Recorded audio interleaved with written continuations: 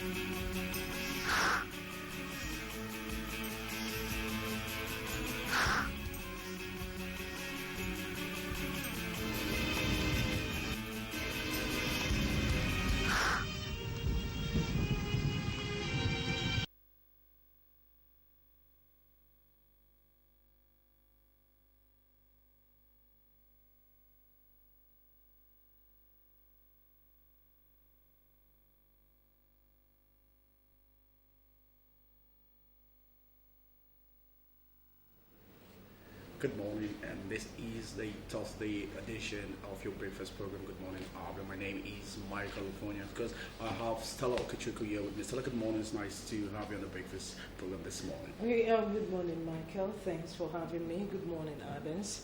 Thanks for joining us on today's Good Morning, Abia, your one-stop breakfast show on MCLtv. I am Stella Okechukwu. All right, Stella, well, what we'll do on this program is to keep you abreast with all that is happening in the Abia state, and also we'll take you outside the shores of this country to bring you up to speed with what is happening. But because we have our culture on this program, and the first is to go to the Words of Marble. The Words of Marble are words that suppose you and I to be a better person. And the Words of Marble this morning is coming from William Shakespeare, and it says, "No legacy is so rich as honesty. No legacy is so rich as honesty." Simply put, well, what you do today will determine the future of your children. What you do today will determine how the world, how people are going to recon, are going to see you from that perspective. It's not about money sometimes, it's about what you have done to. I mean, there's a saying in my place. I don't think that also applies in Igbo to say good name is better than money. Yeah, good name is better than money. Do you have that? Do you have such a saying in your place? Such proverbs in your place? Yes, we do. But I also want to say that just to contribute to what the Water Marble is saying this morning, you need to be honest. That is just the fact for you too. But can we ever? It's been a while we have the award. I remember during the time of IBB, where a taxi saw some thousands of dollars, and you know what it means those days when you say thousands of dollars. Not now that the dollar is six times more than Nigerian currency. But the guy saw thousands of dollars. A guy got into his cab and he pulled over, but the guy was so in haste that the guy forgot his dollars, and of course in the car, and the taxi guy, according to what he said, he discovered that look, if I take this money to the police station, how would I know that the guy is going to get this money? And so what he did was he headed up to NTA. That was a good thinking. Of course, then you and I know that NTA is one of the well, still the most watched TV station in terms of outreach, because it's a network thing. And of course, it was giving Franco Lizzie and the rest, they were saying, and the guy went and got his money, and because of that, he was given the most honest Nigerian. And so the question is, it's been a while. I have seen the award of the most honest in Nigeria. How honest are Nigerians? Yes, I would also want to say that we have honest Nigerians out there, but because of the hardship people are experiencing right Does now. hardship actually Yeah, actually change it your does. person? Don't you know that most people, when they see that kind of money, they'll be like, man, I've been suffering for years. This is just the opportunity. And most stupid ones might even say that, oh, God has just buttered my bread, you know. With somebody's own sweat. Yes. Then just also to Not quote, actually just also knowing- to quote, there's a woman at the airport. I remember this happened in Lagos. That was last 4 years. I think that should be under Goodluck Jonathan's dispensation or something. There's a woman at the airport. She's a cleaner, and she discovered that somebody left $20,000. And what she did was to report to the airport authority, and there was, of course, you know, the airport has a general announcing, general system, where you could talk to people. I'm trying to get the right word, and of course, that gave an opportunity for the man to claim back his money. And of course, she was also given the most honest negotiation. And it's a good one. But the problem, what I'm trying to put up is that, do we still have such people? Yeah, sure, we do. Even in Abia State. We do, but like we don't just have it like we had it before. That is just what they say. Even in Abia State here, we have. Do you think we should go out and do a voice pop and say, if you find $20,000, will you return? I think that would be a food for thought. It would be a food for thought. It would be nice. We'll throw it up on our if it would be nice for you to call us and tell us when the time is right, maybe before we take the papers, to say if you see or pick up 20,000 in a 3-cycle or $30,000, would you return it, or will you think it is God that has just decided to bless you? Bless you. You know, Nigerians always find a way to say, well, maybe this is God talking, and you wouldn't know. And so, well, that's the words on marble to spoil you. And of course, this morning William Shakespeare is saying that, look, it's better for you that honesty is better than riches, and it's that's the way to go. All right, quickly, Stella, I know Ezine is already standing by, and of course she'll be telling us all that is making word in the round of news. Ezine, good morning. It's nice to have you also on the breakfast program. Good morning, my California. Good morning, Avias. All right, so tell us what is making words in the round of news. Okay, on the news segment of Good Morning Abia, the Federal Executive Council has approved the memo for the award of contract for supply of water and fuel for the Federal Capital Territory, portable at the sum of 268 million naira, including 5% VAT. The FEC also approved another contract for the supply of 500 firemen suits for the FCT Fire Service at the sum of 226 million naira, including 5% VAT. The FCT Minister, Mohammed Bello, disclosed this on Wednesday while addressing State House correspondents after the weekly FEC meeting, which lasted about 4 hours at the Presidential Villa, Abuja. Bello said Council also approved 2 memos for the FCT. The first memo, he said, was for the award of contract for the supply of water and fuel for the Abuja Water Board at the sum of 368 million naira, including 5% VAT. He said Council also approved the sum of 491.7 million naira for the procurement of memory access retrieval system to enhance safety. Also addressing newsmen, Minister of Aviation Hadi Sirika said the contract was to ensure safety and security of air travelers in line with President Muhammad Buhari's main trust in the aviation sector.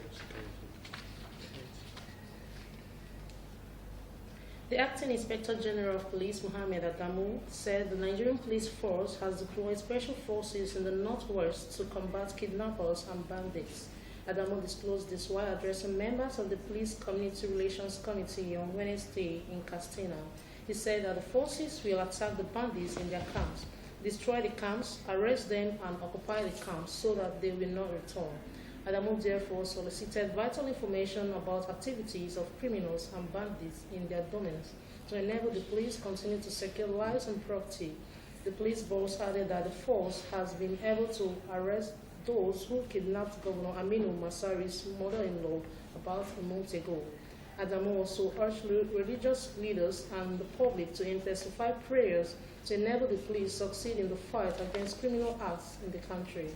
He said as such will assist the police in continuing to secure lives and property across the country.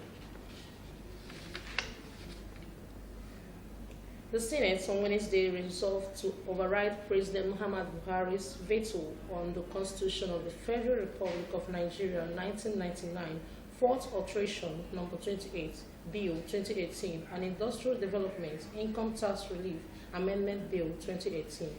This development followed the recommendations by the Senate Technical Committee on Declined Assents to Bills by President and Commander-in-Chief of the Armed Forces of the Federation, chaired by Senator David Umaru.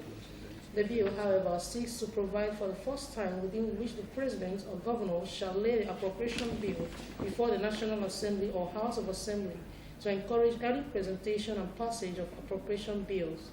It should recall that Buhari declined assent to the bill, saying Section 2B and Section 3B of this bill appear not to take full cognizance of the provisions of Section 58, subsection 4 of the 1999 Constitution.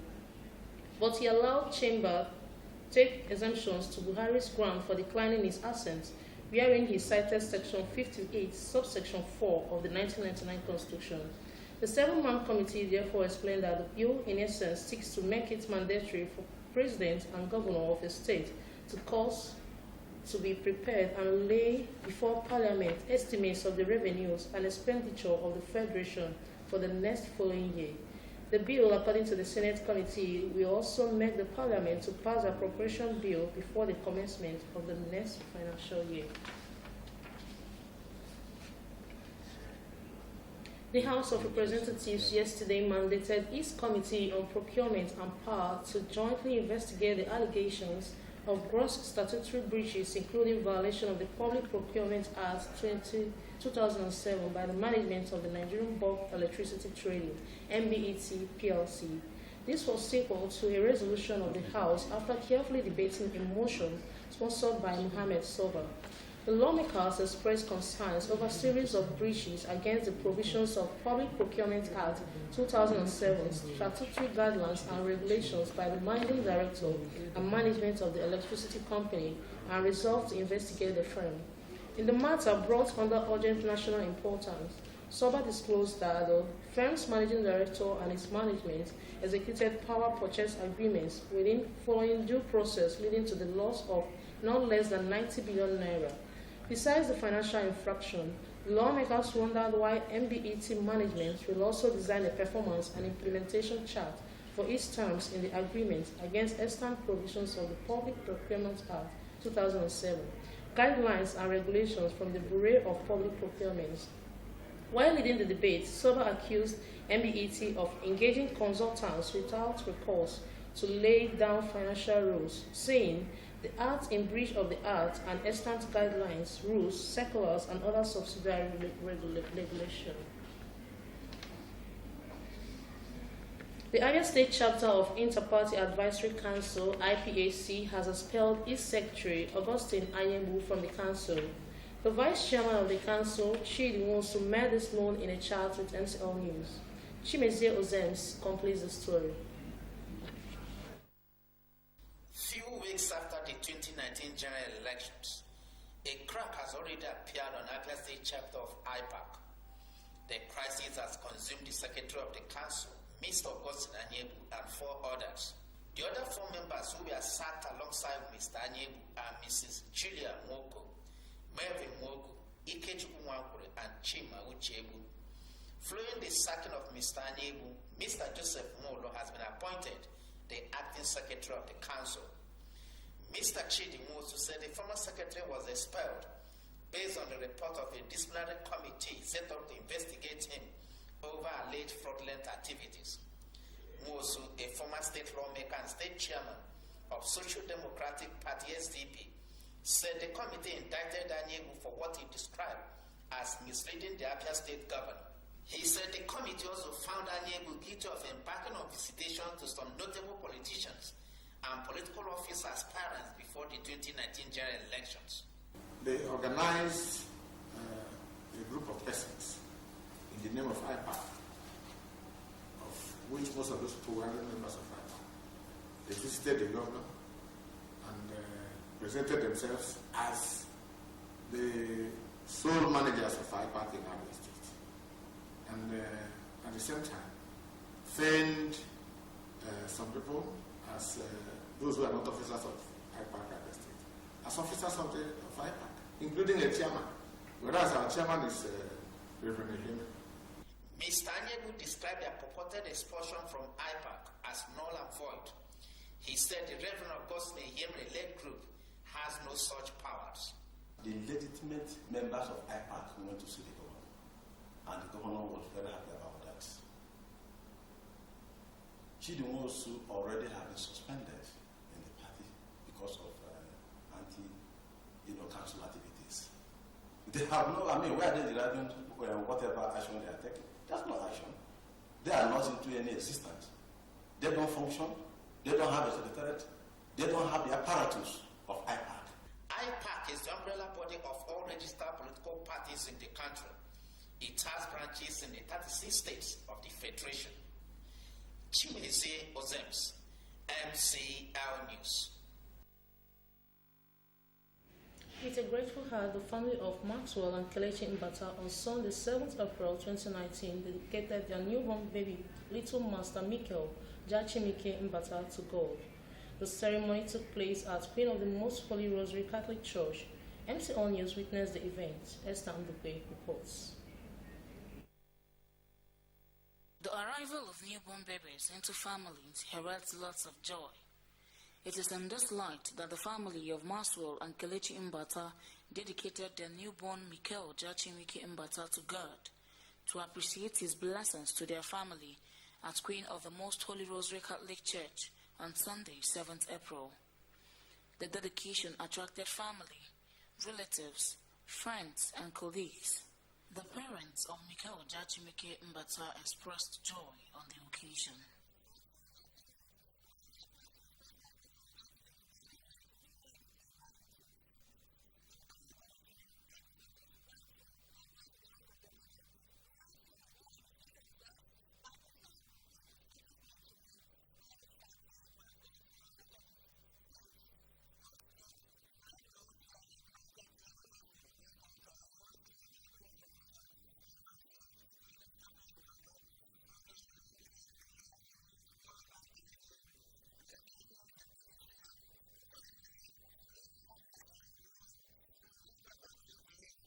The dedication ceremony shifted to the residence of the celebrants, where they entertained their guests with sumptuous meals.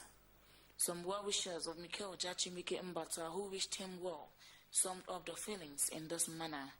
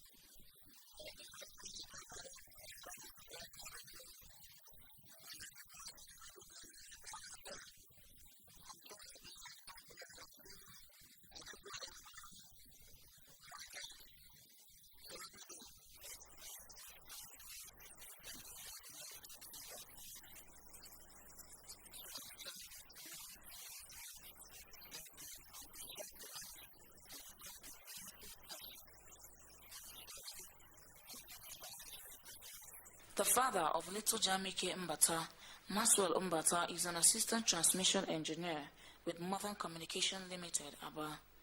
The ceremony attracted the management and staff of the company, who joined one of their own to celebrate the gift of God to his family. Esther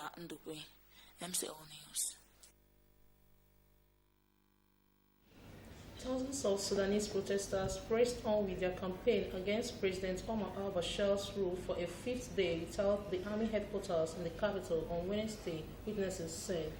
Crowds of demonstrators continued to throng the sprawling complex through the night, singing and dancing to the tunes of revolutionary songs, witnesses said.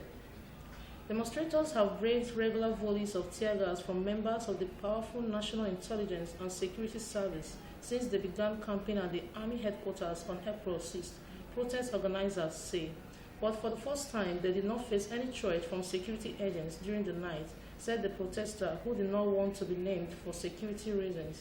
Witnesses said the troops had stationed several vehicles loaded with machine guns at the gates of the complex. On Tuesday, security agents had to abort their beats to disperse the crowds when soldiers fired gunshots in the air to counter incoming volleys of tear gas from security agents. The police on Tuesday ordered its personnel to avoid intervening against the demonstrators. On Wednesday, protesters were raising funds to ensure a regular supply of food and water for the crowd. Back to you, Michael Ofonye. All right, thank you. Isn't it wonderful for talking us around what is making rounds in the world of prisons? Because Stella, well, it is something that, of course, opened upon our discussion this morning. We have situations in Africa. A lot of people, of course, we just heard isn't wonderful read out that the protests in Sudan. Also, there were just protests the last few weeks in Algeria, and now it is Sudan. Well, I will also be taking a look at the insecurity in Nigeria, and of course, would like you also to be part of it. Tell us what you think the way forward. And because a lot of people pointing fingers to say politicians are the major culprit of the insecurity in the country. All right, that will be our discussion this morning. But for now, we'll go for a break, and when we come back, the program Good Morning Abia continues with the newspaper report. Please stay with us.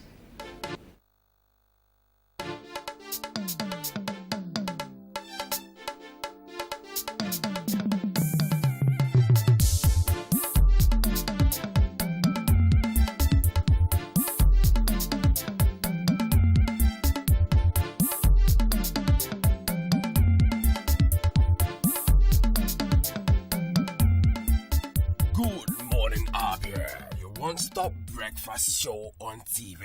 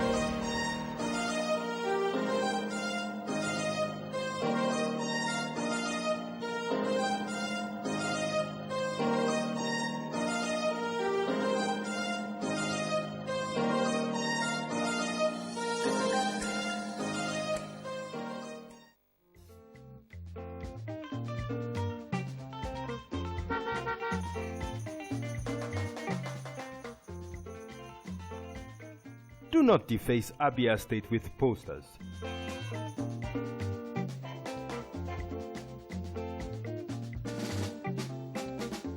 Do not defecate on our streets.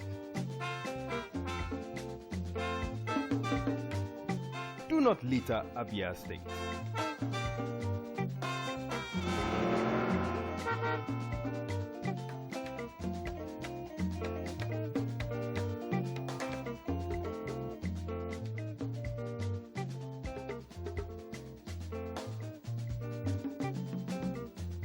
My brothers, I say wetin man go do for this world where people no go talk. If you chop, Do not urinate in public places. you no chop, then go talk. Wetin make we do for this world? I say make we dey do the things wey we carry for heart. Na so world want am. Abi no be so? Keep Abia State clean. This message is brought to you by MCLtv.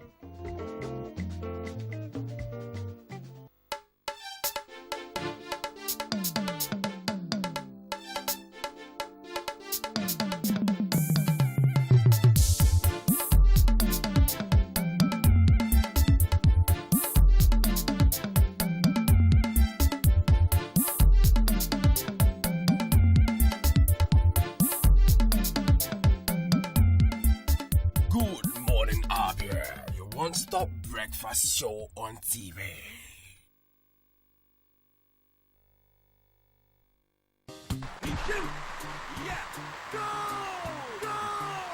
Guy, you know that yellow papa wey dey our street where we so? Wait, which one? That one where they trip for me? Now my babe now. Free me job. If you no get money, hide your face. I hide my face. Come, now me you talk like that. Guy, I be big boy. You see this TV so? You know how much I buy am? 200k, see this one. You were poor like don't show the market rat. True. Now me they call market rat. See all those Gucci and Pate where hush puppy they show for Instagram so. Now me buy am for am. Guy, you know e-money? E-money na my boy. Money where you dey spray, now me give am. See this one oh. You know that Linda Cage house for Banana Island? Now me dash her. That one a house. Maybe you know OBO Davido. That 30 billion where dey your account. Now me borrow am. Forget it. You see that snake where swallow jam money? Now me send am. Now CBN they go next. Tuale Baba. Ah hello, Tuale. Where you dey? True. Bros, you just had a lie. He dey my back. Hey, what did you do? Oh yes, you can now purchase MCL decoder and also pay for your subscription at our corporate office located at number 9B Obibo Street opposite Keystone Bank, or MCL outlets located at number 203 Fox Road opposite Heritage Bank by Samek Junction, Aba, or our accredited sales agents, Abarusia Holdings, Zone 18, Shop C, LQA4, Shopping Center, Aba, Best Choice Electronics, Zone 16, ET65 Up, behind Eco Bank, Ehi Road Branch, Aba Shopping Center, Symphone Investment Nigeria Limited, Zone 12, AS28, Shopping Center, Aba, Ever Blessed Yahweh Electronics, 156 Ekote Mene Road, Aba, Matiko Communication, number 93 Hospital Road, opposite Amausa, Aba. Wanchuku Investment, 43 St. Michael's Road, Aba. Nukocha Electronics, number 300 Port Harcourt Road, inside Orie Ohabiam Electronics Market. Obuka JJ Communication, line 26, B47 Ngwa Road Market, Okorocha Shopping Plaza, number 4 Ibere Street. OK Tech, number 3 Wala Street, opposite BTC, Aba. Orbit Communications, number 2 Pand Road, Aba. For payment or subscription only, you can visit our accredited agents, Best Choice Electronics, Zone 16, ET65 Up, behind Eco Bank, Ehi Road Branch, Aba Shopping Center. Ever Blessed Yahweh Electronics, number 156 Ekote Mene Road, Aba. Matiko Communication, number 93 Hospital Road, opposite Amausa, Aba. Nukocha Electronics, number 300 Port Harcourt Road, inside Orie Ohabiam Electronics Market. Chris Bank Communication, 232 Orata Road by Express, Aba. Branch Office, number 560 Port Harcourt Road by Flyover, Aba. For inquiries, call our customer care on 07032 980089. MCLtv, the world in your home.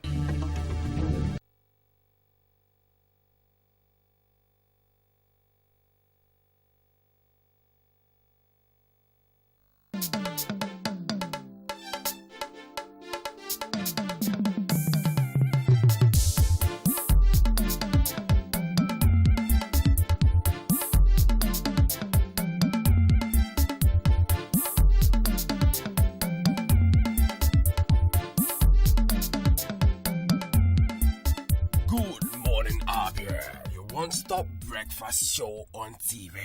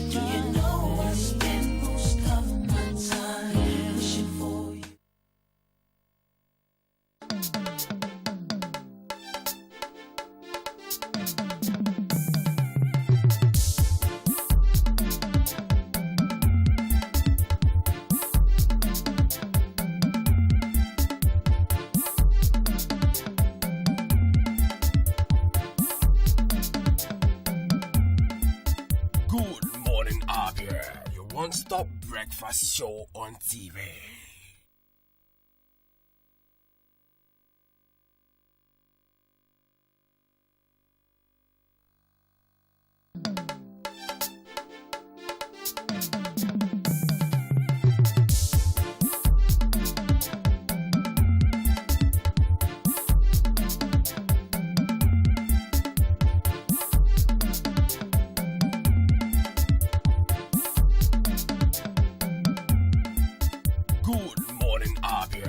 One-stop breakfast show on TV.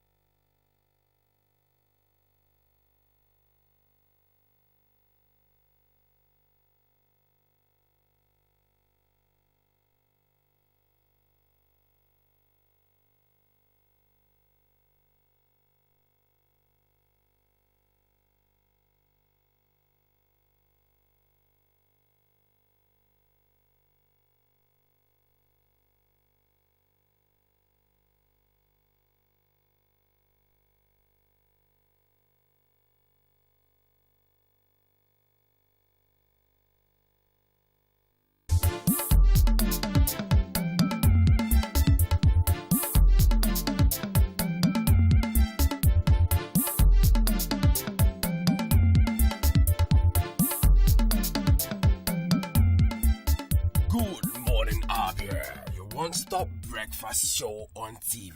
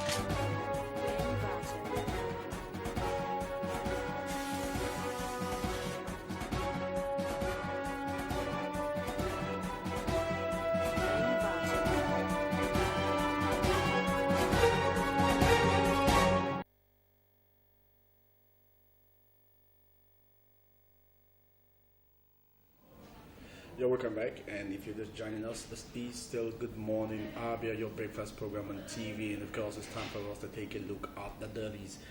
We have 3 dailies with us this morning.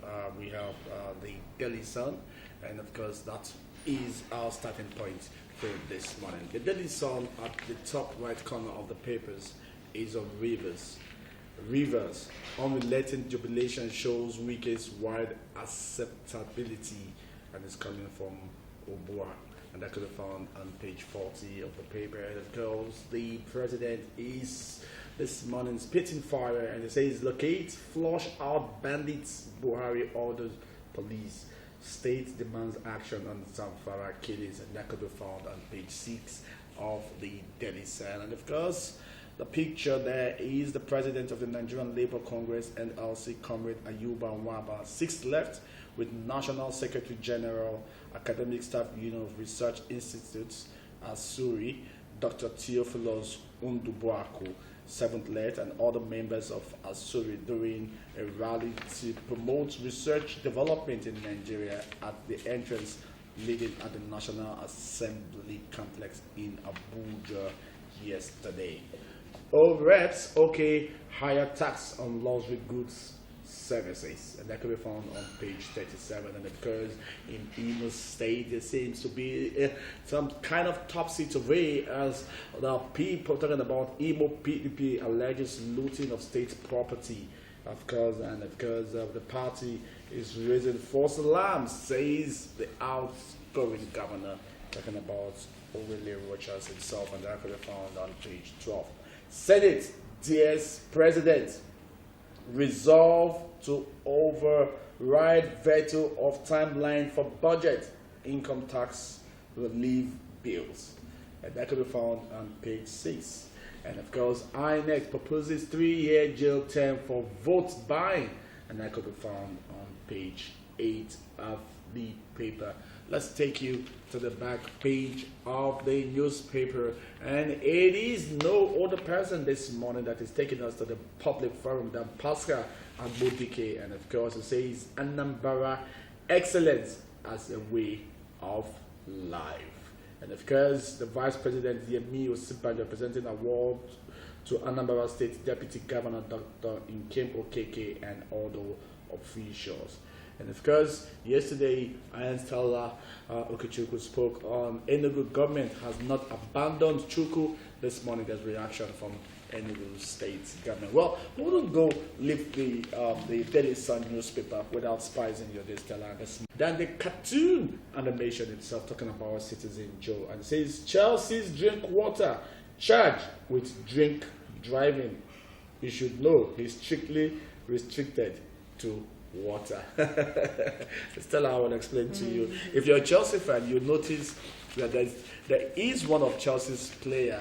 His name is Drink Water, and this morning, right there in London, he was charged for drink driving.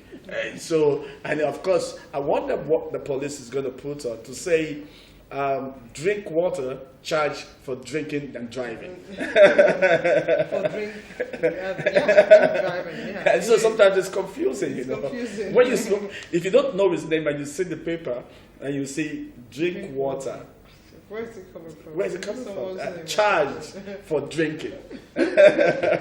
All right, Stella, just tell us what paper you have. Okay, and to the Nation newspaper this morning, at the top left of the Nation newspaper, it says, "My life under threat," says Awara.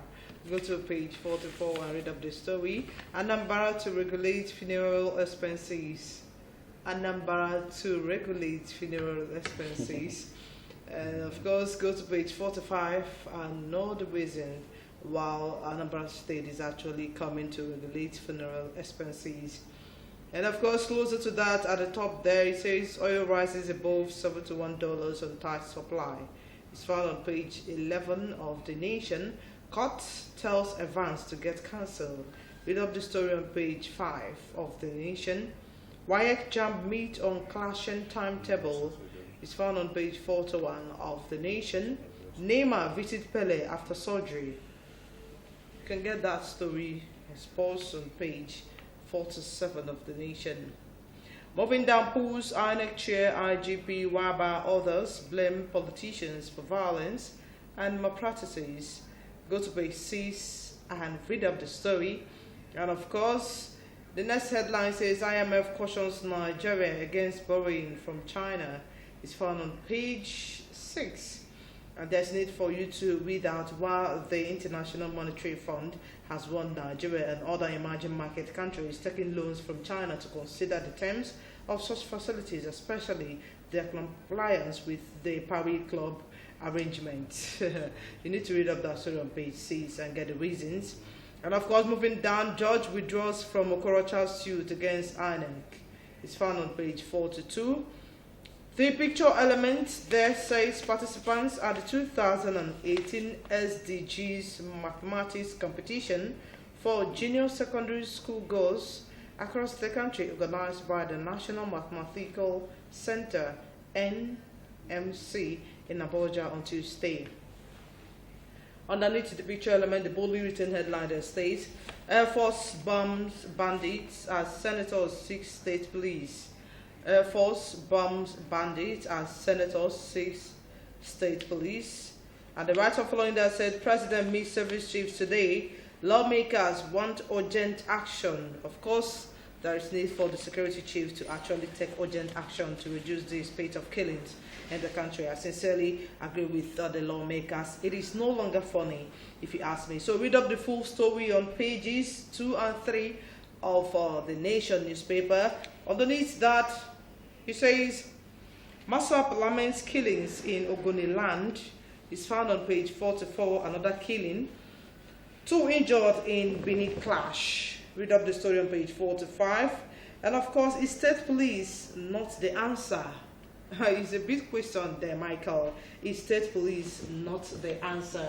That's not the answer to the spate of killings in the country. And to the back page of the Nation newspaper, coming from Miguel Motoshow on editorial on this book, comment and debate, it says, crime, criminals, and our troubled humanity, where you see the picture element of the acting IGP Mohammed Adamu. And read up to that, it says, government should go after the big masqueraders behind these evil ventures. I'll take it again. The government should go after the big masqueraders behind these evil ventures. Of course, it will still form our discussion today. And moving down, it says, coping with the heat wave. The hot is so, the weather is so hot these days. So you need to go to the back page of the Nation newspaper to know how you can be able to cope with the heat wave. To hardball bandits and their collaborators. Bandits and their collaborators is on hardball. Read up the story. And still to spice up your day, just like Michael did, on drinking water and of course driving. It says, while we are against VAT increase, OPS. And the response there says, yes, in as much as tithe is still 10%, VAT must remain 5%. And that is it with the Nation newspaper this morning, Michael. All right, in the next paper on our desk this morning is the New Telegraph. At the top of the paper comes up with the IMF, Nigerians fundamentalists give room for borrowing, and ranks country low in sovereign wealth for the use, recommends 3 to 5% tax hike. And of course, the rider at the bottom of the paper is federal government pays 1.5 billion naira to offset debt benefits of 563 workers, and that could be found on page 5 of the paper.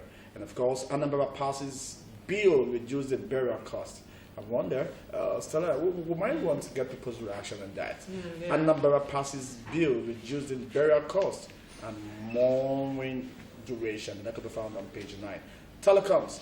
NCC woos buyers for abandoned 128 million naira $1 million spectrum, and that could be found on page 21 of the paper. And quickly to tell you that Nigerians 24.38 trillion naira debt profile is sustainable, and that is that could be found on page 6 of the paper. Senate moves to override Buhari's veto on 2 bills. Says president's reason for rejection, simplicity.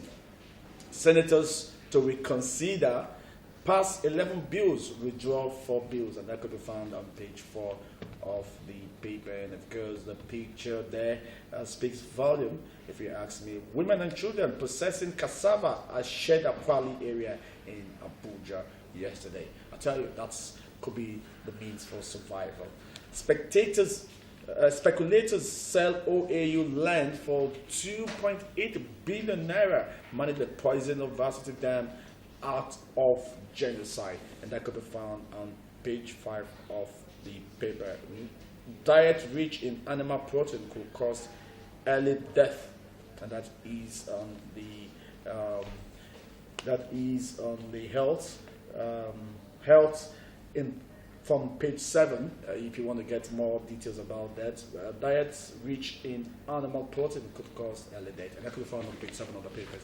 And of course, let's take you to the back page of the New Telegraph. And of course, this morning, the host in political music is Ike Aboyin, and it's saying that the 2019 election, a post-mortem for INEC.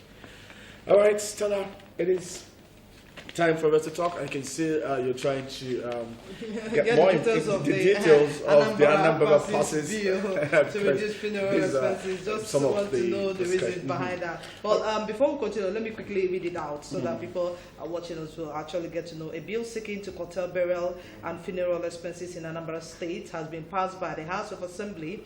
The bill, which was sponsored by Charles Izani and Nyocha II, was passed during yesterday's plenary. The burial and funeral expenses have been on the rise in the state, which forced the Catholic Bishop of Oka, Reverend Paulinus Ezokafo, to raise the alarm a few years ago.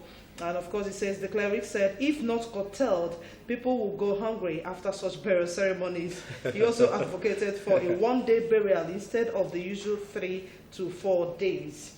The bill provided that in the event of death, no person shall deposit a body in the mortuary or any place beyond 2 months from the date of death. The bill equally bans the destruction of property, gunshots, praise singing, blocking of roads and streets during burial ceremonies. Defaulters shall be punished according to the law. I agree completely.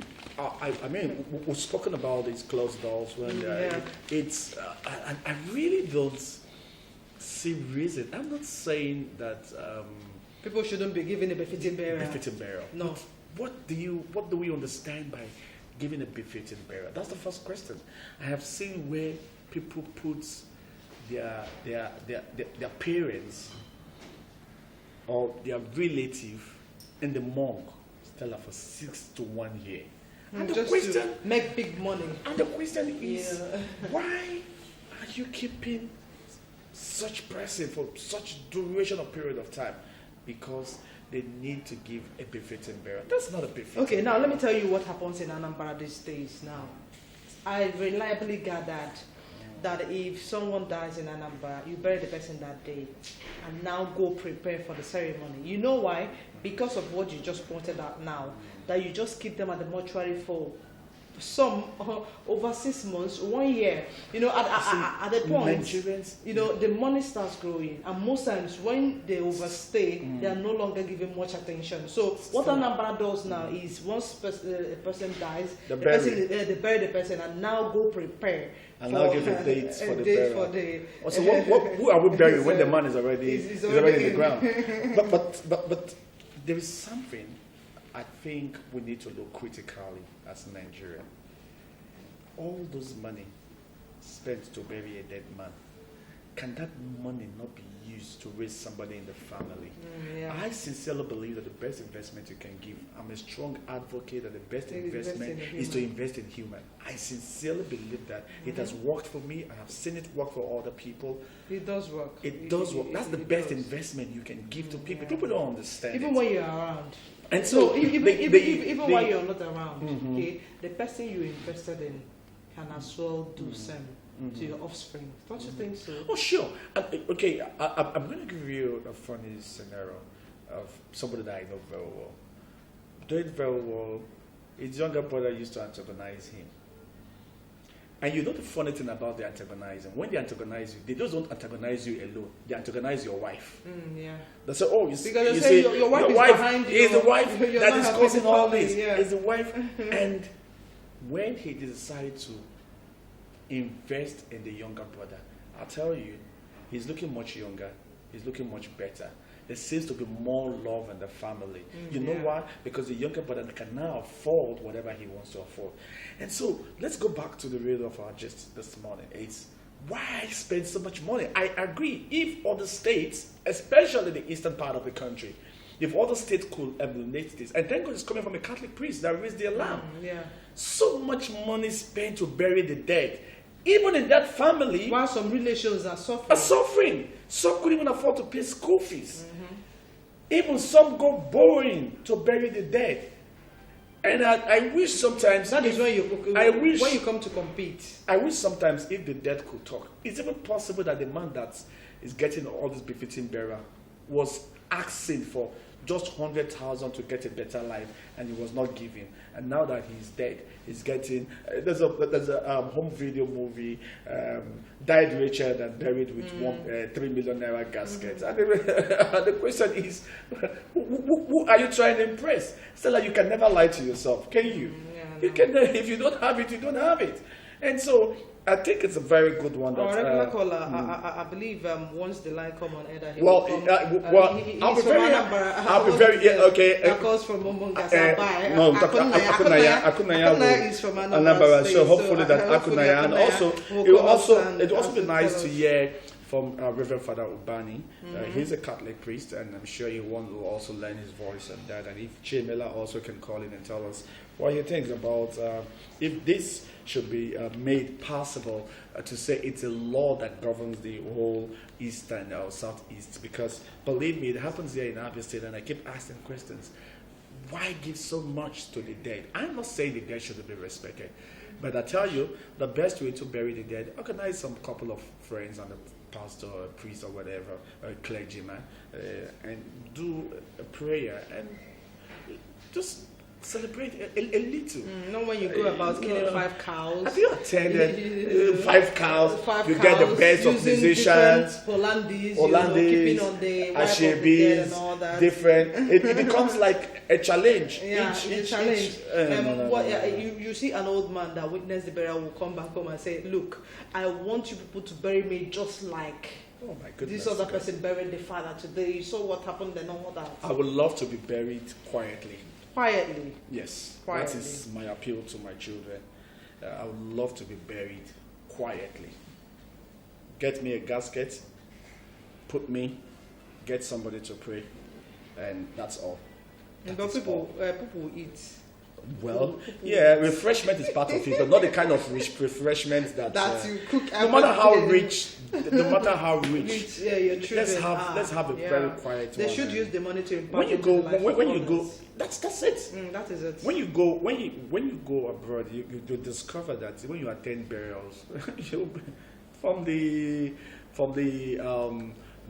burial ground, quietly to the man's house, and you could just have just little chops and drink on the table, and that's all. But here, there'll be your sadebe.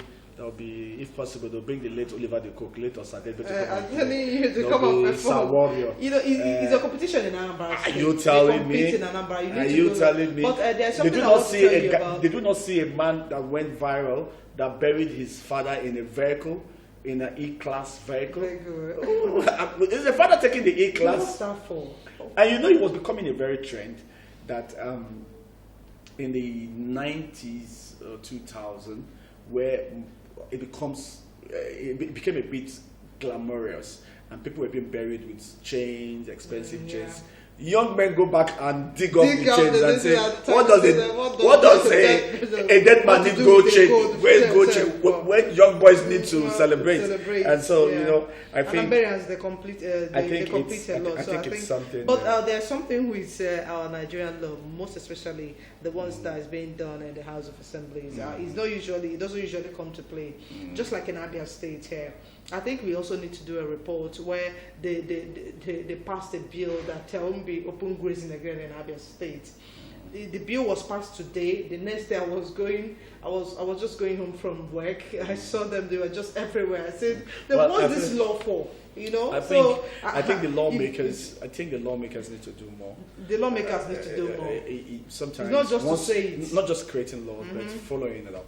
And of course, you and I know that. Thank God for the intervention of the security operatives and the imams and the pastors around. There would have been a serious communal clash between the Hausas few weeks ago and the Hausas and the Igbos when a woman complained to an Hausa man that, look, your cow is killing or breaking down all that I have planted for the season, and the next thing, 3 of his fingers were chopped away by the Fulani man controlling the cow. And of course, it took the intervention of the security agencies and the clergy people around to settle that. If not, that would have been very disastrous. Well, we don't want to see that in Abia State, but the questions before everybody this morning that before now there seems to be so much peace in the 80s, in the 90s, so much peace between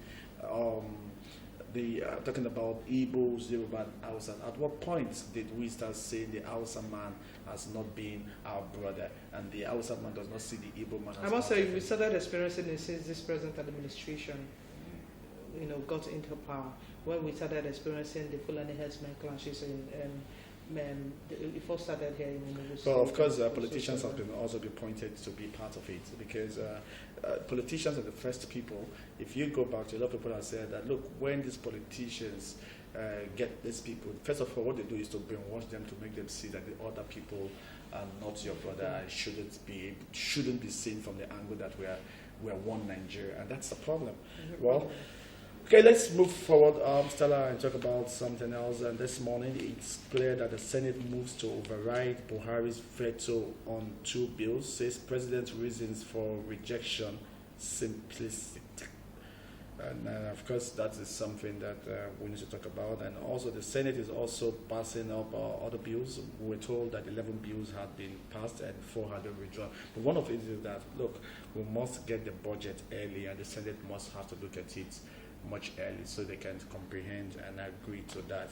And so that's one of the bills that the Senate is actually fighting for. And of course, also to tell you that Imo State PDP say, look, I remember backstage one of the cameraman, Tempo Ibukwe, who is a strong advocate for Dioha, but it's quite unfortunate that he has never had the opportunity to shake hands with Dioha.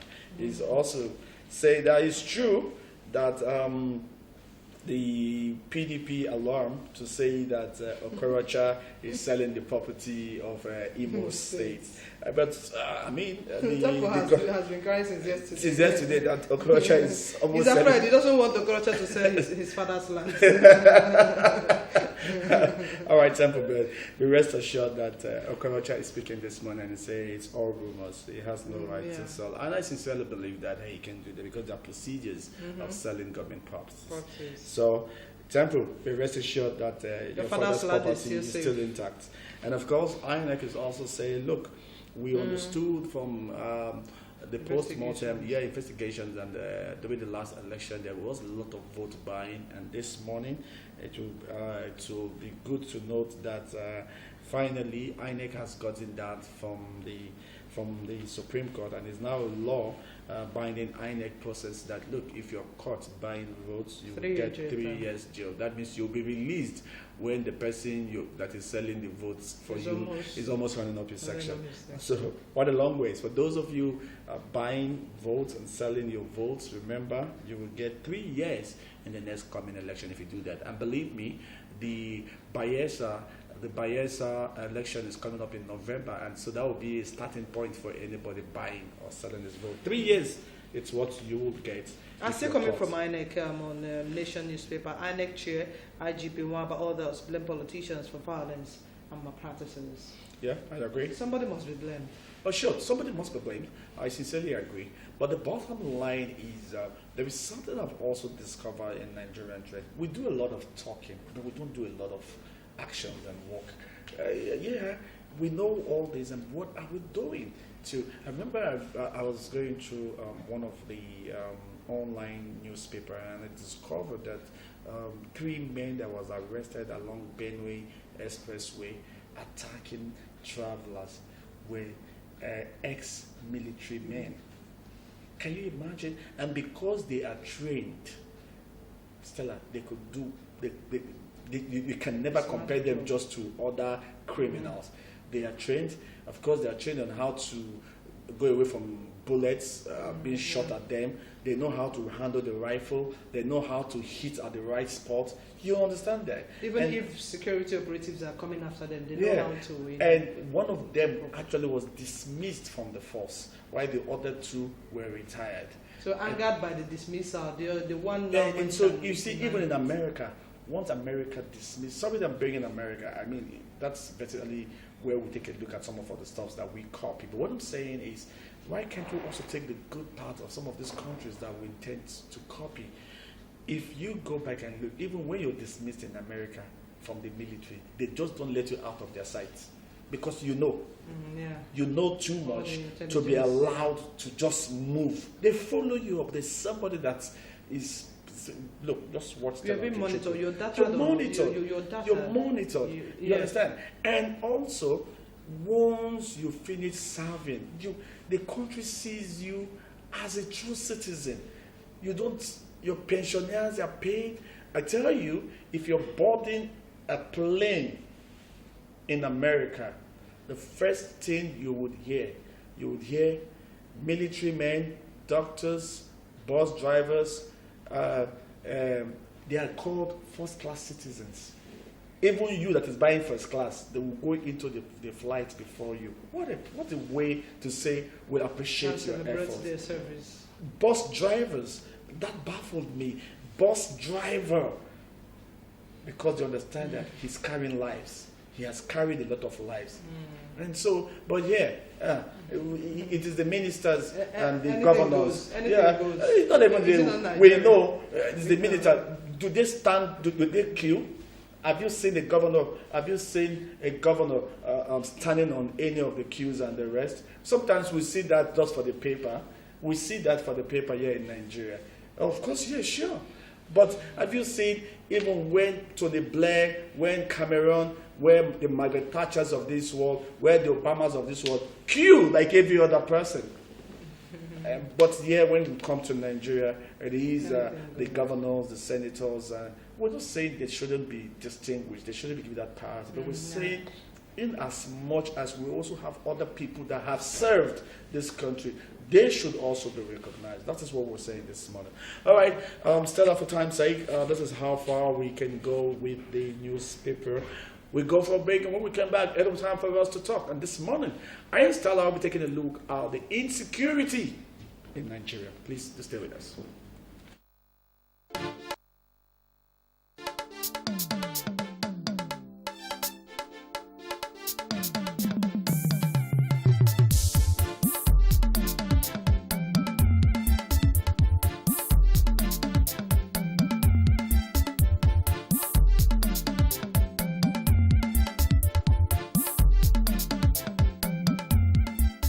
Good morning, Abia. Your one-stop breakfast show on TV.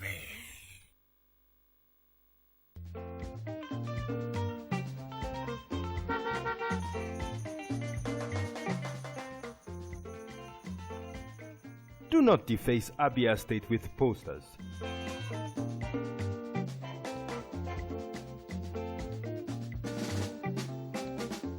Do not defecate on our streets.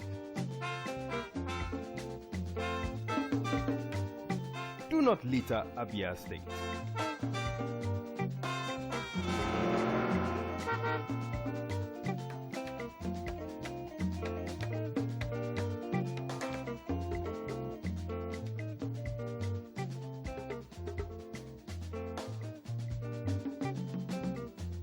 My brothers,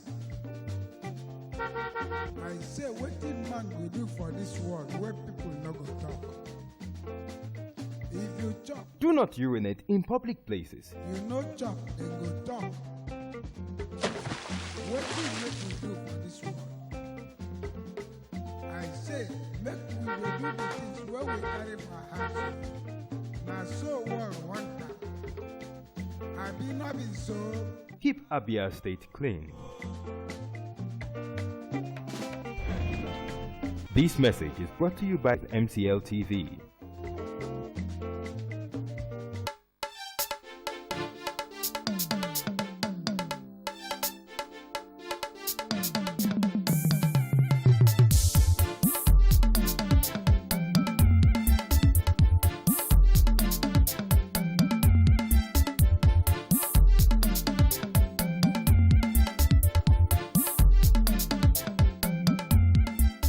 Good morning, Abia. Your one-stop breakfast show on TV.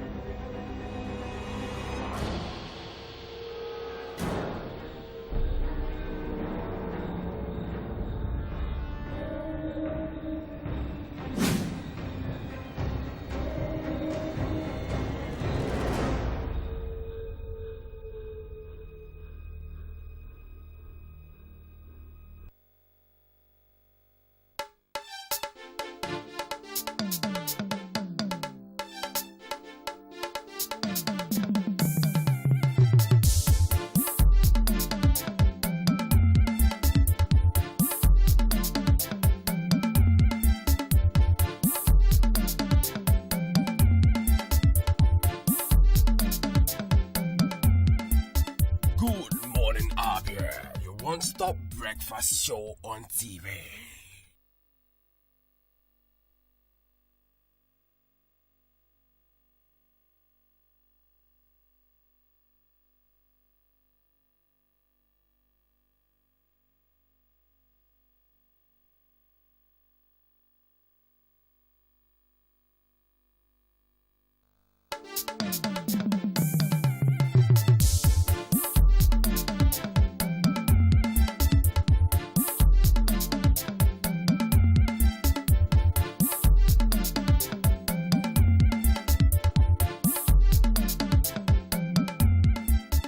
Good morning, Abia. Your one-stop breakfast show on TV.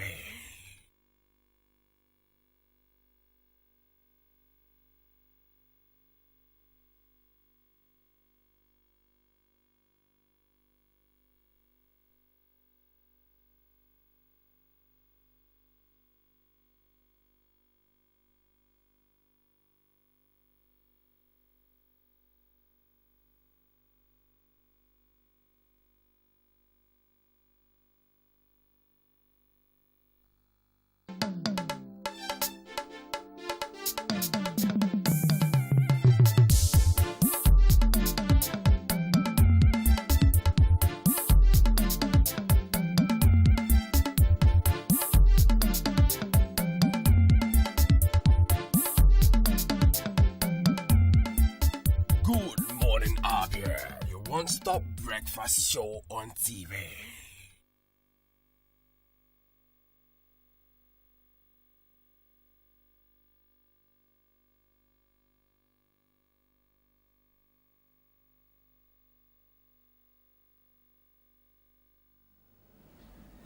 You're welcome back. And if you're just joining us, this is still Good Morning Abia, your breakfast program on TV. And of course, Stella Okechukwu is still here with me. It is time for us to talk. And this morning, we'll be taking a look at the insecurity in Nigeria. And of course, to discuss with us is a political analyst, a regular on this program, Isibio Substance. Isibio, good morning. It's nice to have you on the breakfast program. Good morning, Mike. Good morning, Stella. Good morning, Abians. It's a wonderful day. You look quite different this morning. I'm used to saying you put it on a suit. Is this part of the protest? Yeah, you see, it's a bandwagon of protests all over the world. In Venezuela, in Algeria, in Sudan. I hope it will be in all over Africa so that we can be able to make our leaders accountable. All right, thank you. Well, that was just on a lighter note. But before we go to the discussion for this morning, Stella and I, while on break, was like, we're going to also ask you those questions. Since on Monday, we'll be talking about the 2023 presidency for the Igbos, how realistic it is. Do you think it is realistic for the Igbos to take in power 2020-2023? Sincerely speaking, Mike, it's unrealistic. Why do you think it's not I real? think so because we are not organized. As a people, the Igbos I used to know when we were growing up in the 50s were a more organized set of compacts. Yes, a more organized Igbos that were more united. Was that where they say was that where the saying came from? Yes. We were all together. Today, the Igbos are disjointed. Why? Where did it actually started from? That's the problem. A lot of our leaders have become too mercenary. They are looking at money as the only ultimate. Money is not the ultimate in life. There are other greater things that are greater than money. But money makes the world move, yes. Yeah. But it is the individual, the people that can move money. If you like, put billions here, it cannot move unless you move it. So we should first of all look about trying to bring our people into the human capital development. When Zeke came back from the United States of America, one of the things Zeke did in the Igbo society was trying to make sure that the Igbos, what we call the Igbo Renaissance, but by the time they started forming the Igbo State Union, we brought up education of our Igbos. We see all of them going to America. Nado Kongu, the first Igbo PhD holder that died in Columbia University. We talked about Keo Mbadiwe going to the US. Other people were moving. Nwaforis and others. The Igbos were now going to America. And in less than no time, the Igbo race took over the educational and the intellectual in Nigeria from the Yorubas who were leading earlier. Yeah, of course, the highest professors could be found in Ondo. Fine. Yeah. You understand? By the time he came back and started that revolution or renaissance, the Igbos came up. That was how you found out that the Igbos were in all the strata of society, we were all over the place. But these present leaders, mercenary, I have to use that word, are only after their personal pockets. Okay, we'll come to that, sir. Sure. But let me ask you a question. Yes. Someone said, one of our guests yesterday, Comrade Uchemeku said that Igbos, they've not shown readiness to take over power come 2023. And of course, I want to ask you, if you are to say who is an Igbo man right now that you think that can come and compete favorably come 2023? An Igbo man that you think that can come right now that in 2023 to contest to be, if you had to look at the political stratification, yes, what do you think? It's not a question of midwifing it to one Igbo man. You see, why I'm saying this is someone that has shown readiness. Listen. Why I'm saying this is we have lost it from one point. And what is that point? That's being together as compacts. Compact. Speaking in one voice. Fine. Not only that, we have failed to recognize that you cannot be the president of Nigeria without others. There must be a handshake across the Niger, a handshake across the Benue. To pull them together. To be I think there is no Igbo man that has actually... As of today, we do not have that kind of Igbo man that has that kind of bridges that has been able to build. Other ones are just noisemakers. I'm being honest with you. It is not a question of taking titles here and there. I'm Southern of this, I'm this, that, and that. Including P2B. Okay.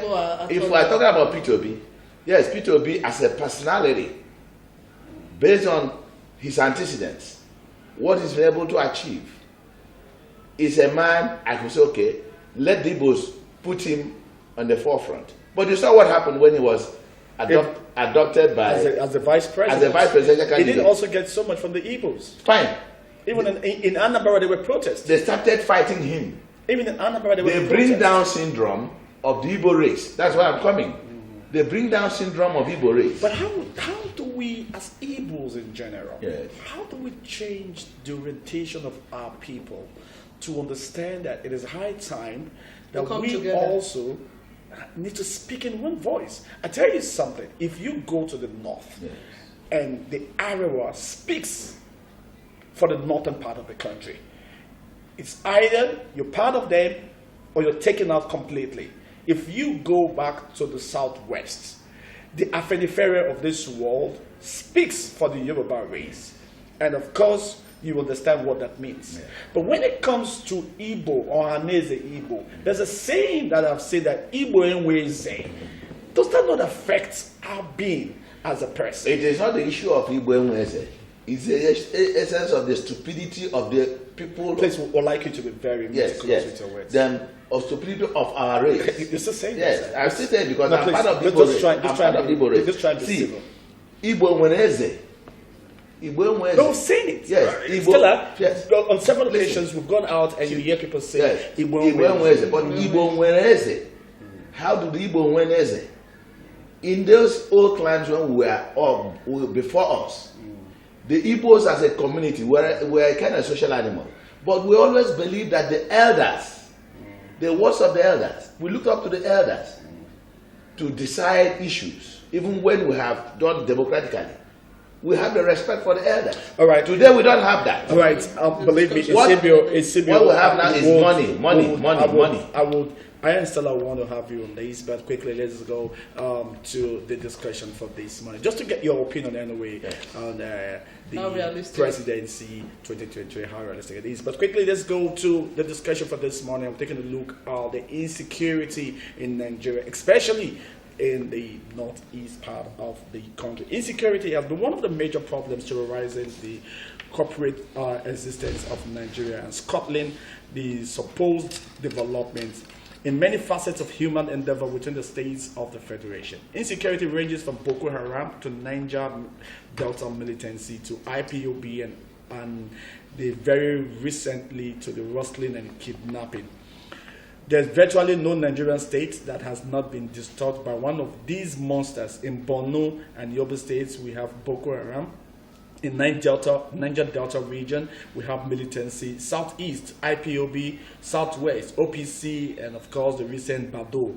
In Kaduna State, kidnapping. In Benue State, of course, it's still fresh in our memory that Fulani and the farmers clash. In Plateau, Taraba, Nasarawa, Adamawa, communal clashes, and of course in Zamfara, Katsina states, and few other states. Rustling. Security is on everybody's business, irrespective of his social, economic, or political status. From the social angle, the people must provide the government security agencies with all the relevant information regarding any suspicious personality or movement in their domain. With those with financial capability have to contribute the little they can afford as part of the social responsibility towards provision of insecurity in the states. And despite the fact that defense security falls under the exclusive list in the Nigeria's constitution, namely solely in the hands of the federal government, the states and local governments have to come in whatever capacity to assist the federal government in discharging that responsibility in order to have effective security for the lives and property of the citizenry. That's why each and every governor or local government chairman is called the chief security officer of his state or local government, as the case may be. But that doesn't mean that security agencies in their state or council receive directives from them or answerable to them. They are the federal government apparatus, therefore answerable to the president and receive orders from him and any failure from this aspect, all the stakeholders, according to constitutional responsibility, should be held responsible, but not the state government in particular, as some opposition or politicians want us to believe, just for their vested and political interests. And of course, it is the responsibility of the state government, though not constitutional, to complement the efforts of these security agencies in their respective states by a way of provisions of available equipment that will help them discharge their constitutional duties to curtail the menace of criminal in the society. This includes provision of mobility, communication gadgets, welfare, and other equipment information within the scope of confines of the law. If the state government does this, I beg your pardon, take that again. If the state government does this, it has discharged what it's supposed to do within the context of the Nigerian setup. The rest is left for the security agencies and other stakeholders to make sure the lives and properties in Nigeria are well protected. And of course, we have our guest here, a Eusebius Substance. Of course, we said earlier that Eusebius Substance is a political analyst and of course a human rights activist. Eusebius, still nice to know that you're still here with us. Of course, you heard from I and Stella, and of course Stella is going to be the one to give you the first shot. Okay, and looking at what is happening in the country, Mr. Eusebius, how do you feel over the spate of killings in the country, at the high rate of insecurity in the country? How do you feel as a Nigerian? As a person. As a person. I am ashamed of being a Nigerian. Why is that not unpatriotic for you to come up to say you're ashamed? I have such rights. Nigeria? I have such rights. It's your right, but don't you think it's unpatriotic for you to say? It's not unpatriotic. I'm saying it because by 1960, I still remember when we had the independence.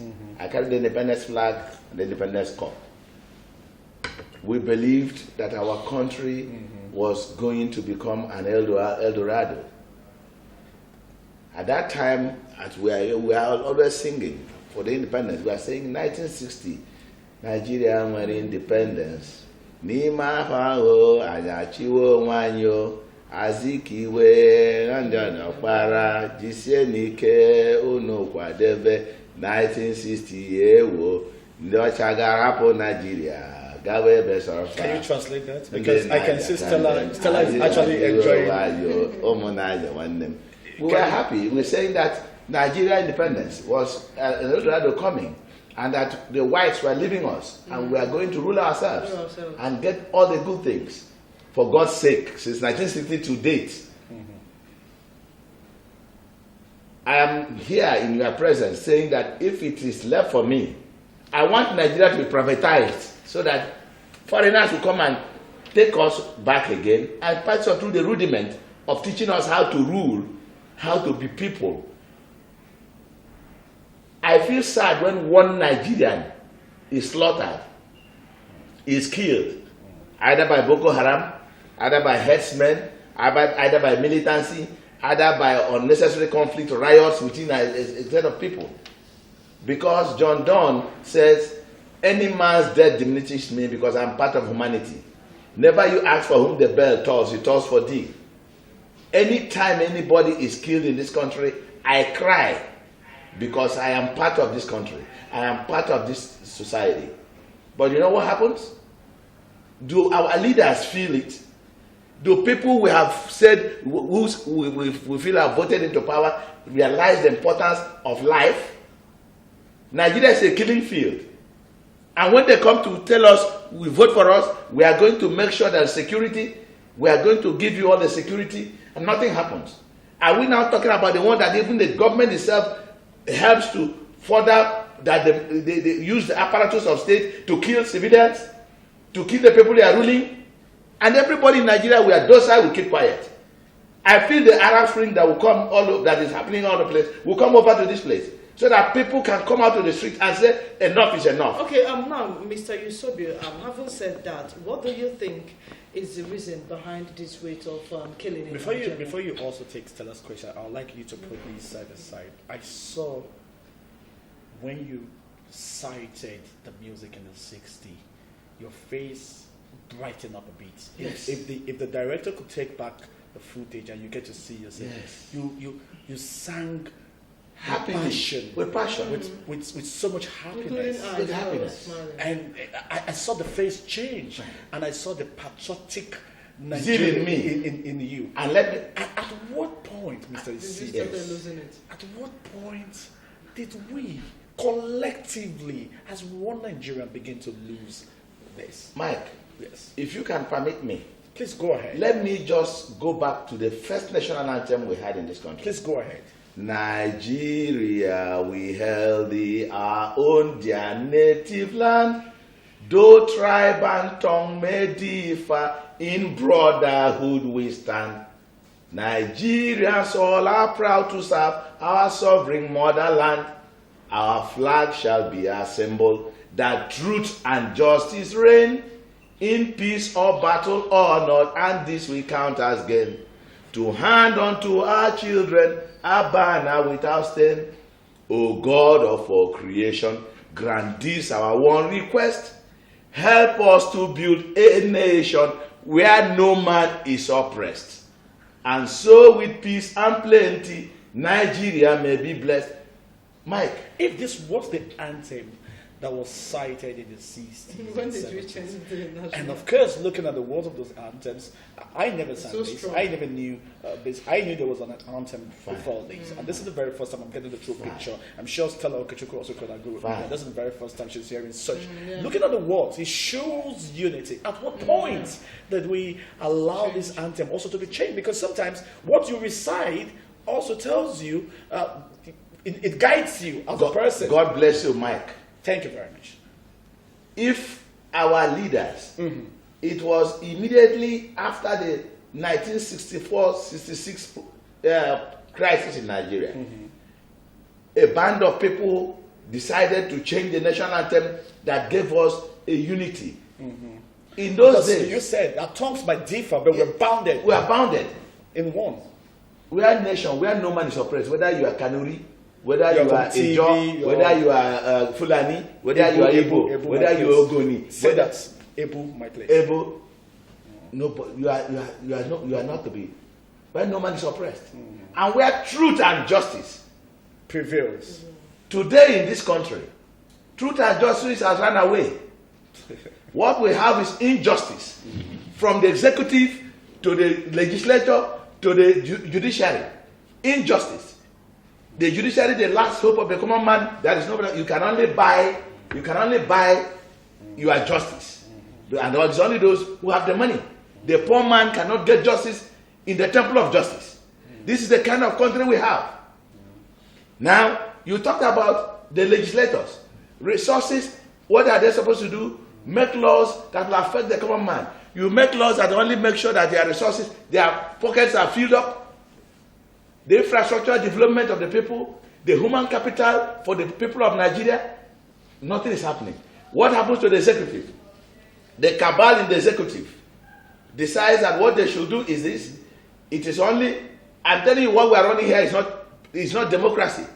Democracy is government of the people, for the people, by the people. What we are running is government of the government, by the government, for the government. That is what we're running in Nigeria. Do you think is the reason behind the? That is why you find out that a lot of people, many young ones, many people have nothing to do. The economy is in comatose. People are suffering, and then you see they are heading here and there, causing problem here and there. Because an idle hand is the devil's what? Workshop. Yeah, but I just want you to give us your candid opinion. A lot of people had gone back to say sincerely that politicians are major reason why some of the insecurity in the country has persisted. One, they recruit young boys, they brainwash them, and use them to achieve whatever aim, political ambition. And once that is gotten, they don't give them the same money they are promised after giving them weapon, and of course, and even employment. And of course, you know what the final result would look like. Do you also share that opinion that politicians are a major part of this? My good brother Mike, thank you for bringing this out. Let me tell you, the politicians are the cause, not only the politicians. But the fact remains that the system, when you talk politicians, people look at, when you say politicians, it's only a few side of people. The government in power is the politicians, am I right? Yeah, sure. And if the government could subvert itself from the principles of the Constitution, and you are now going to make appointments to people who now are subjugated to your whims and caprices, where if you appoint me as chairman of INEC, instead of me looking at the appointment as a Nigerian appointment, I'm looking at the appointment as the appointment of the government in power or the party in power to do their bidding. Are you understand what I'm saying? Yeah. Now, at that point in time, elections will never be true. Elections will never be free. Elections will never be transparent. Elections will be warped, rigged, and discredited. But if you are appointed and you see that this appointment is given to me for my country, Nigeria, I should be able to make sure that I don't care who has appointed me. Yeah. If I'm a soldier, I'm a Nigerian soldier, not government soldier. If I'm a policeman, it is Nigeria police, not APC police or Buhari's police. Now that you're talking about police. No, I'm coming. Now you're talking about that. Just okay. To, because of time's okay. sake. Now you're talking about police. Yes. We know in the past that some governors have advocated for state police. Do you think that Nigeria is ripe enough to have state police? And is the way forward? Look, I share the sentiment of state police. Is that achievable? It's achievable. Let me come. Yes, you said I was singing the Independence National Anthem. You said you never knew about it because you were not born then. Am I right? Fine. But listen, in the First Republic, the Nigerian police was Nigeria police. Yes. But there were state police in each of the regions. It was Dr. Emma Yakpara that brought Mopol into Nigeria, what they call anti-riot, in order to stabilize the eastern Nigeria. So that, you see, when you have state police, it is the people of that place, they know the crannies, they know everywhere, they know who is who, they know where the criminals are. It's like in Abia now. You have people who are calling themselves RO boys. But, you know, a lot of people have said that one of the greatest problems is when you give out state police. Let's take an instance and let's go back to Zamfara. You and I know the reason of Boko Haram. Boko Haram was actually introduced by then the governor of Borno State when he used that to intimidate his other political parties trying to jostle the position of the governor's position. Yes. And after he left the seat, you and I today have seen what that has metamorphosed into. It has become a serious menace. Boko Haram was not the police force. No. What I'm saying is, if you are advocating for, because people have come to look at it from the two sides to say, look, you and I know that these politicians sometimes are very funny with their actions. And I gave you a reason to take a look back on how Boko Haram came in. Yes. It came in with some certain politicians Boko using Haram that as Listen, that's Boko what I'm saying. Haram talks. Yeah, and so they are not an organized. So if politicians could be so callous, with all due respect to politicians, not all politicians, because I've been opportunity to also see some finest politicians in Nigeria that will tell you if it is black, they'll tell you it is black. If it is white, they'll tell you I it is agree white. with you. And also having a limit to have a bit of good rapport with them. Some will tell you, I don't want my hands to be soiled.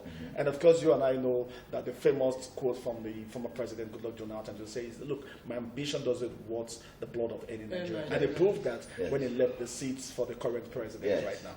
And we're saying that politicians have been accused of, if politicians could get talks, give them guns and whatever they need to fight the other parties from talking. What happens if they become in charge of police? Can you listen to me? Of course, I said that if we have a state police, there has a commissioner of police that is in charge of that state police, or what you call a sheriff that is in charge of that police. And I am saying, whoever is appointed, I am not subservient to the man that gave me the appointment. I am subservient to the state of Abia State. Let's say I am appointed. Agreed. Fine. So you take directive from him? No. You give me directives that I know that is illegal, that I should come and shoot my citizens. I will say no, I won't do it. When you're under his payroll as a state police? Which payroll? I'm under the payroll of the government of Abia State. I'm not under the payroll. Who is the government? Who is the government of Abia State? The government of Abia State is the people of Abia State. That's where we are getting it wrong. The government of Abia State. I don't think we're getting it wrong. No, we are getting it wrong. The government of Abia State or the government of Nigeria is the people of Nigeria. We are. So listen now. Who heads that? Listen. Pilots. Let me listen. Tell us. We give the piloting. We gave you to go and pilot. And if you think you're going to pilot us into the Red Sea, we'll say no. The people will say no. That's what is happening in the Arab Spring you are seeing today. That's what you are seeing in Algeria. Right. That's what you are seeing in Venezuela. That's what you are seeing in Sudan. All right, just hang on. You can also be part of this program by calling the numbers on your TV screen. And because this morning we're taking a look at insecurity in Nigeria. Tell us your name and quickly tell us your opinion. The way forward. How do we stop this menace called insecurity? We can't stop it. Well, insecurity is You said we can't stop it. We can't stop it. Okay. Insecurity is a global good governance. Good governance. Respect for people's rights. We'll come to that, but there's a question Michael, asks you that you're yet to answer. Yeah. Also, taking a look at how effective the state police will be. He also made mention of a lot of people have blamed, more of the insecurity in the country, to politicians, adding criminals, giving them some weapons, using them during elections and all that. Do you agree with such? Yes, I quite agree with. Then how will Mike, they work effectively if? No. I agree with Mike in total. If you come and give Eusebio a substance for me to be a houseboy to go and carry arms for you, will I take it? It's not Mike. Mike is not the one saying no, that. I'm coming. No, I am talking a lot. The youths you are seeing are youths that are not thinking. Youths that are being used because the resources, they have no jobs, they have nothing doing, and then they get them to come and serve, to collect carry bag for me, come and join me so that we can do this thing. They give them this ammunition. Yes. If you are well educated. Can I just ask you this? Yes. The governors, what are the governors called? Governors. Yes. The governors are called Chief Security Officer of the state. They are not. No. Are they called Chief Security Officer? Yes, that's what they. Not they are called. Is that what they are? That's what they are. Called. Okay, that's the appendix given to them. Yes, and if the governors are the Chief Security Officers of the state, and the governors or the local government chairmen are called Chief Security Officers of the local government, where they have a say. Yes. But what happens if even the police, the security agencies, does not take directive from them? Yes, because the exclusive list made it. That's a constitutional exclusive. Made it. I've been close to one governor. So the governor should not be held responsible if there's so much mayhem in the state, because on paper or by words they're the chief security of the state. But in reality, they don't have control. Mike, I agree with you totally. The Abia State governor is not the chief security officer of this state. He's only an appendage on paper. Because he cannot give orders to the commissioner of police in Abia State. And so why? He tells us, I take my orders from my IG and from the commander in chief. So why should a CP work in the states whereby the governor, which is the first person in the states, cannot give a directive to the commissioner of police, and the commissioner of police would go to work with it? Even the governor cannot give a directive to the commander of the army in Abia State? Depending on the directive, sir. He cannot. See, listen, the issue is this. That's why I'm telling you that if we have state police where the governor becomes really the chief security officer of the state. He could be able to midwife and see things that are happening in the state and nip them in the bud before they happen. You understand what I'm saying? But even who becomes his commissioner of police and or his sheriff at that time will not only take orders that are true and that is for the public interest. But if it is where it becomes for the selfish interest of the governor, if I am the sheriff, I will say, Mr. Governor, I will not take these orders. I will say, oh, look, one of the things I found out in Nigeria, people can't say, I resign. I will resign. Okay, in Zamfara State, of course, you and I know what has been happening in Zamfara. There seems to be a lot of killings, kidnapping, and of course, the governor had come up to say, look, I'm no longer the chief security officer of the state. I resigned from that name, but I'm still the governor. What do you make out of this? Mike, can you resign from chief security officer of the state and still be in power? Yes, he's the governor of the state. He can resign by answering the appendage given to him because the appendage is not working. Let me tell you, during the last election, you have a state governor, that's the governor of a state, with all the DSS around him, the military around him, the police around him, could not go to vote. Because of the what? Because of the insurgency. He was afraid to go to vote. But it was the same place where we had 600 and something votes. So the ordinary civilians who are supposed to be hiding, not to be killed by bandits, came out and voted and got 600. That's why I told you there was an election in this country. It was a charade. 2019 election was a charade. All right. There's virtually no Nigerian states that have not been disturbed by one of these monsters. Of course, in Yobe State and Borno, we know Boko Haram. In Niger Delta region, we have the militancy. And of course, in the southeast, we have the IPOB. Could you have realized how the militancy came about? It was also the politicians, like you rightly said. All right, just hang on. We have our first caller this morning. Good morning, caller. Hello, good morning. Morning. Thank you for calling in. Calling from Okay. Chifacha, you're welcome to the program. Your contribution, sir. Thank you very much. And I want to appreciate the marriage here. I think the fact is the kind of people that we use that behind some of the situation in the country. Not people that will come here and begin to pamper work and then started creating the government or something of that nature. So, putting things like that to the road. So, I thank the man in the city. I really appreciate the way he analyzed them. Then back to what we are discussing about food security in the country. In times, I start asking myself about our internet technology and the way to do it. And it's the windows that because he is a third one. He seems to know the person of this country more than them. Because for us to look the use of the cloud, because like one senator was saying in the house, this is the constitution of the country, that we cannot make any headway, that Nigeria cannot be united based on that constitution.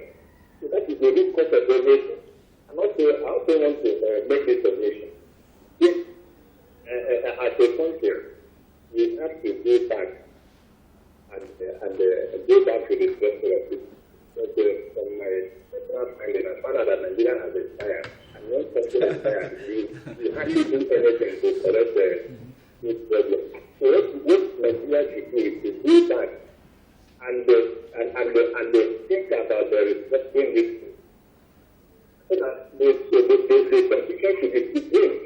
The constitution will be above any other system. Because without going back to those causes, what we are doing is just we are just wasting our time. There is no way you can talk about a certain problem of insecurity when you don't go back to the root cause of the problem. When we go back to the root cause of the problem that we will go to now start looking at the solution and how to go about it. And the constitution of the country is not structured in the way that is going to thrive. That's why we are going to have problems. We keep on having this problem. It's not a problem of water or anything of that. It is the result of the structure. We don't tell ourselves the truth. So when we go back to the root cause of the problem,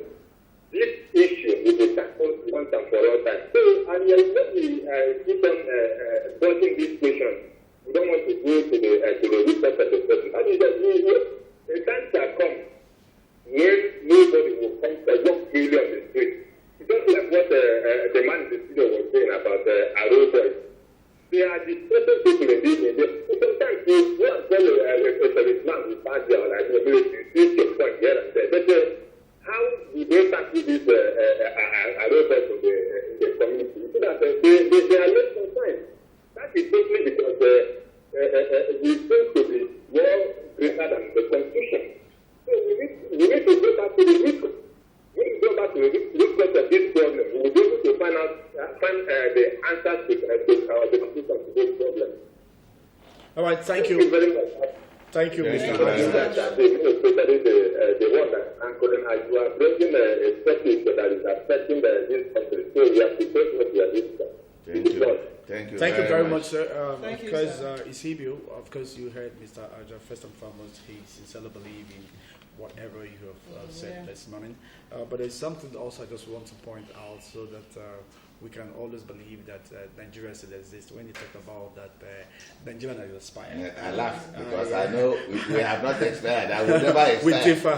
That's the only thing that we will never expire. We differ. It's our country. We are not expiring. Yeah. But if you look at someone else is on the line, Michael. Right. Hello, good morning. Hello. Good Father, morning. Father. Good morning, everybody. Yes, Father, good morning. Father. You can see I'm putting on something quite different. Like you accused me yesterday of dressing the other way around. I decided to do this. All right, Father. I enjoy it more than my wife. Father, thank you very much. Father, thank you. That was a lighter note. Father, you heard our discussion. What's your take? Hello? Hello? Hello, Father. Are you there? All right. Father, you must have to call us back.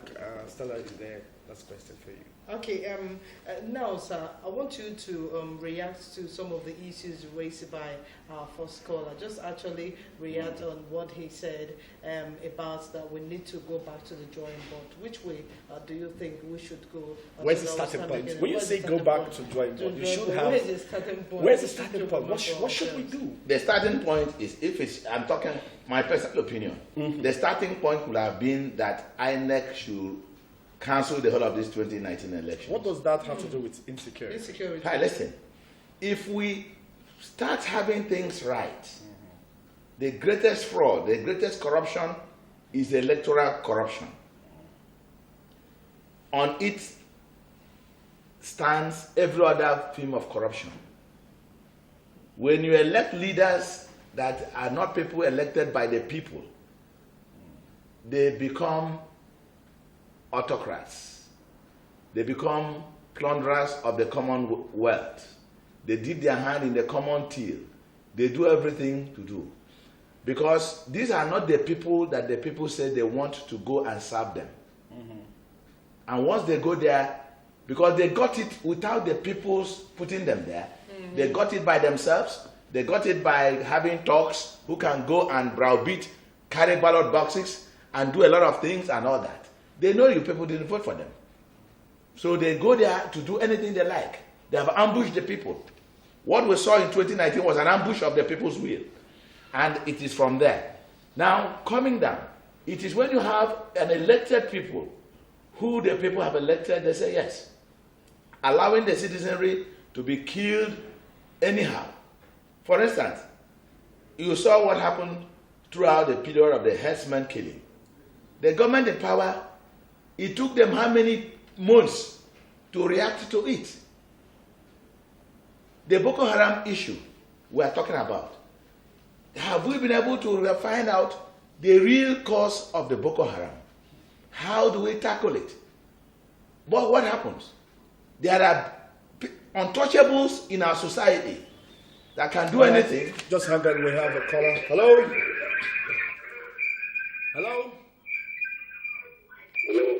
Yes, good morning, sir. You're welcome to the program. Can you tell us your name and where you're calling us from, sir? Mike, how are you? Great, good. It's nice to be here. Are you hearing me? Yes, we can hear you. We can hear you, sir. Go ahead. Yeah.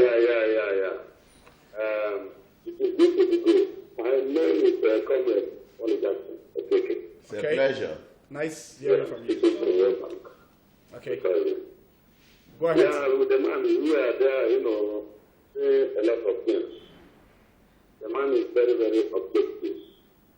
Very, very objective. I wish this man would be given this state at least 1 month for him to read this state.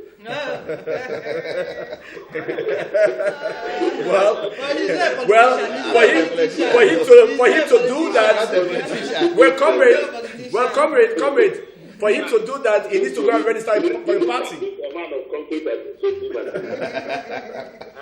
This is a man of one. Because man who is very, very objective. Forget about safety. No safety. It's a simple mathematics. Simple math. Look at it. What you said, I was listening. What you said is that. It's what you have to do. So I'm pleading here. Give you one more thing to read it. Thank you very much. All right, thank you very much, comrade. Well, the only way Isubio will be allowed to rule Abia State is to, first and foremost, join the political party. And of course, the party would have to nominate him as the candidate. Then Abians would vote if it's anyway. Just on the light. Hello, Chemela. Good morning. You're welcome to the program. Yeah, my name is Chemela. Chemela, good morning. Chemela, it's nice to have you. Yeah, I think the main thing first, who are the members of Boko Haram? Until the government is able, I'm talking of not in general. Who are the members of Boko Haram? Until those people are arrested, tried, and prosecuted. Number one, this is to continue. Okay. So it's very rich business. That is number one. Very rich business. That is number one.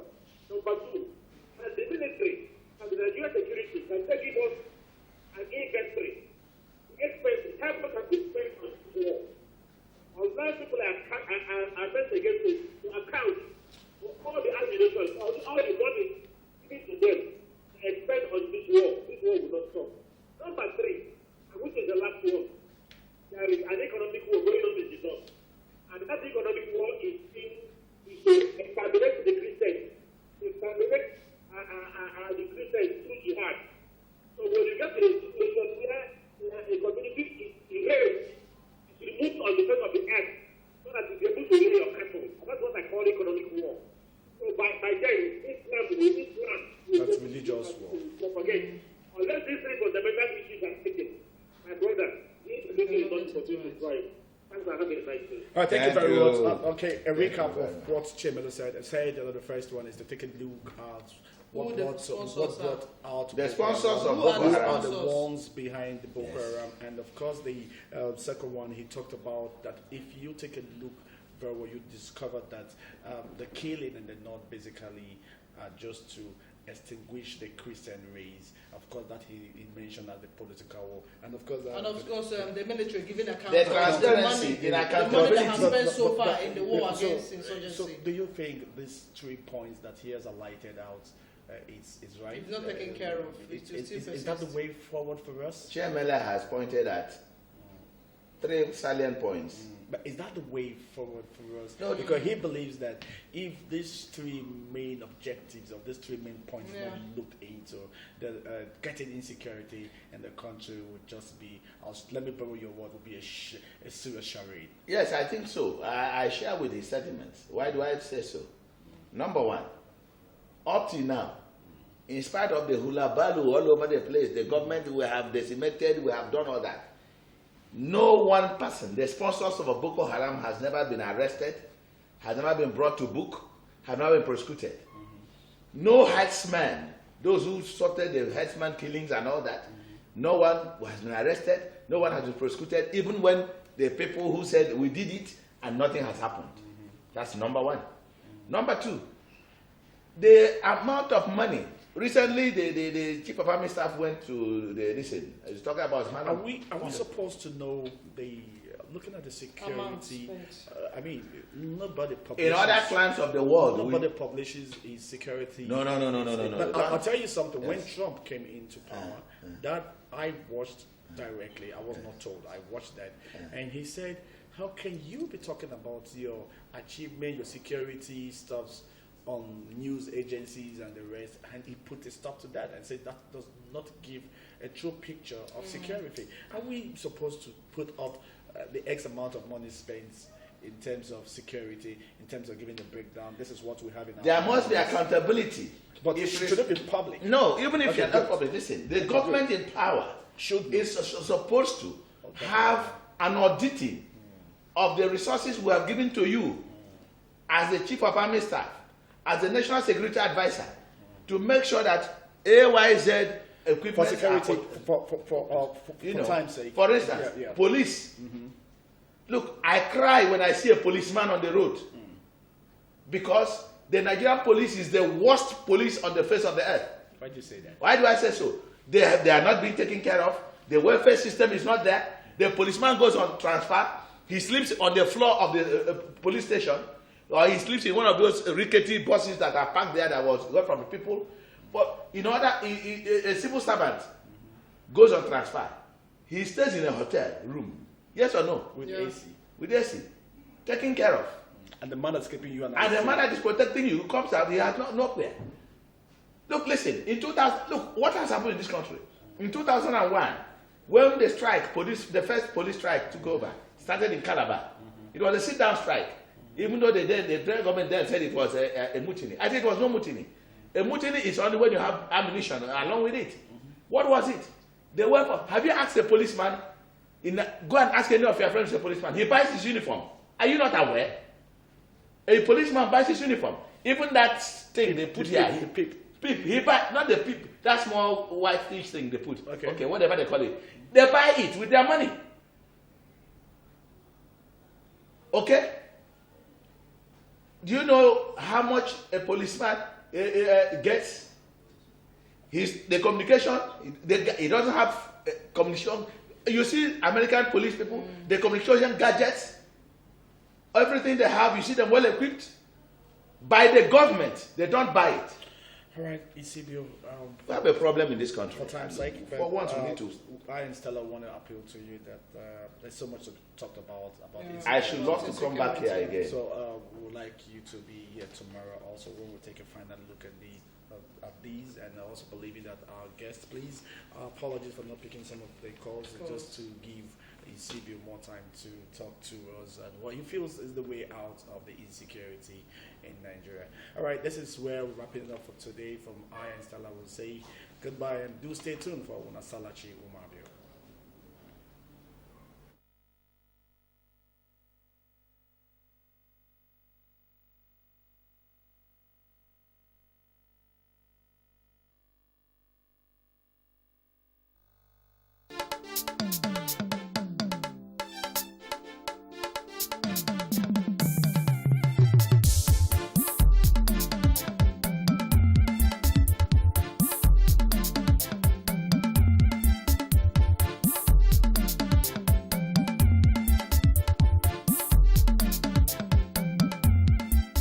Good morning, Abia. Your one-stop breakfast show on TV.